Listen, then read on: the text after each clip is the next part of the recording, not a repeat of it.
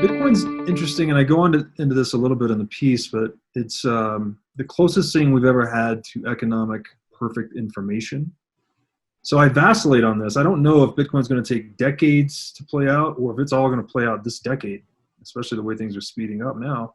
Because at some point, if the price model continues to adhere to its prior growth pattern, or especially if it adheres closely to the stock to flow model for an entirely another cycle, the incentive to front run the anticipated adoption of Bitcoin becomes a self-fulfilling prophecy, right? Which Satoshi called out way back in the beginning. So I think that's a really interesting thing to keep a close eye on. Like how closely is Bitcoin adhering to expectations over time? Because at some point there is an inflection point.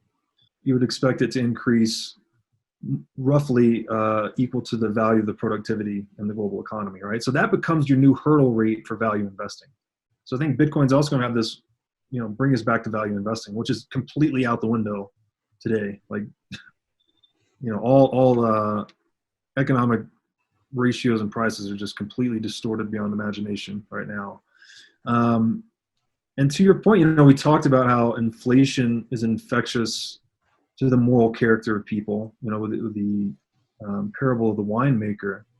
But I think the opposite is also true, that if we move to a money that is premised on proof of work, that it influences your character. Of course you become more accountable and harder working. There's no other way to create value in society than to do something that people want, to satisfy people's wants. You can't go out and get close to the fiat currency spigot and make a few politically favored friends and get a bailout. Like, you can't steal from people as easily, so you have to go back.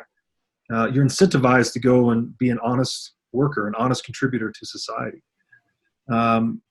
So it's exciting. And I think the other point I make in the piece is that, we learned in the 20th century that free speech is sort of the check on despotism, right? We have to have free speech such that we can let our ideas go to battle so that our bodies don't have to, right? We can resolve things in kind of intellectual space so we don't have to do so in kinetic space.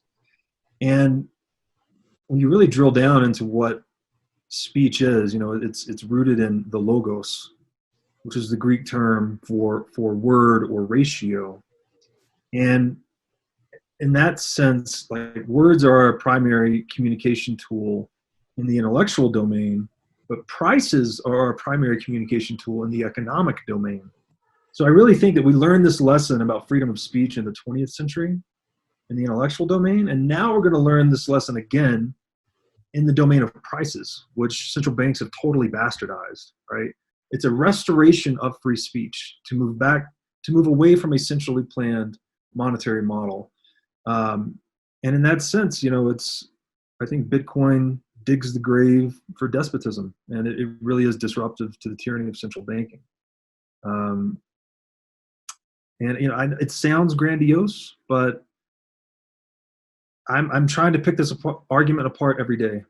And one interesting thing I found recently is I used to Google and research Bitcoin detractor arguments pretty actively to always kind of see who was smart, thinking contrary to what I was thinking. How were they formulating their argument?